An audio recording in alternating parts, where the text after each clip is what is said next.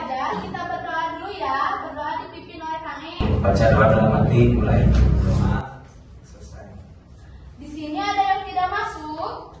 Masuk semua. Sebelum masuk ke pembelajaran, Ibu mau nanya nih sama kalian sedikit ya.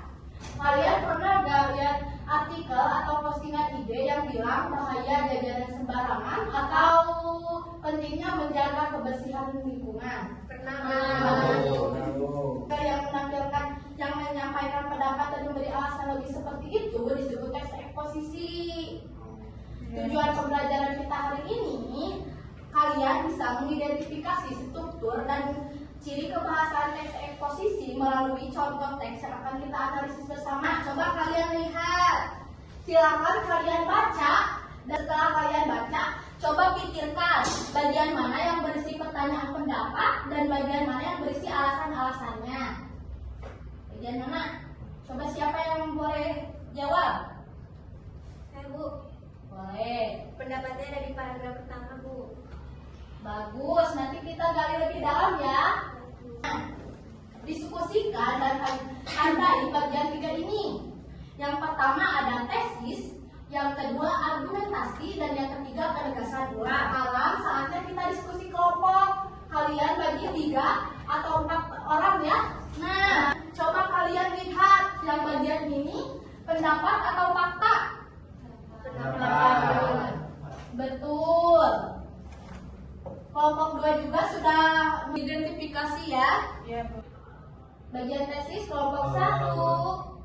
Yang paragraf pertama, Bu, yang Benar. bilang kalau sarapan itu penting. Benar, biasanya tesis berada di paragraf awal. Kelompok 3, sebutkan salah satu argumentasinya. Kelompok 3 Yang menjelaskan alasan pertama. bagus, itu alasan yang mendukung pendapat utama. Nah, sekarang kalian lihat struktur yang kalian temukan, apakah ada tesis, argumentasi, dan penegasan ulangnya? Ada, Ada, Bu. Bu. Nah, berarti kalian sudah mengidentifikasi struktur teks eksposisi. Jadi, apa kesimpulan tentang struktur teks eksposisi itu? Tesis, argumentasi, Dan dan penegasan penegasan ulang. ulang. Iya, betul, itu struktur utamanya. Oke, sebelum Ibu masuk ke materi yang lain, ada 2 kuis buat kalian untuk 2 orang tercepat. Kalau bisa, kalau ada yang bisa jawab, Ibu kasih hadiah. Nah, hadiahnya ini ya.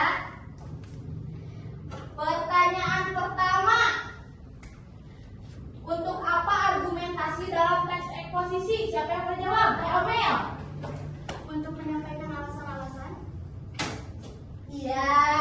Teh Amel pemenang pertama ya. Kedua, contoh teks eksposisi sehari-hari itu apa? Contoh teks eksposisi sehari-hari. Alia. Artikel kesehatan, Bu. Nah, betul. Tepat. Kamu pemenang kedua.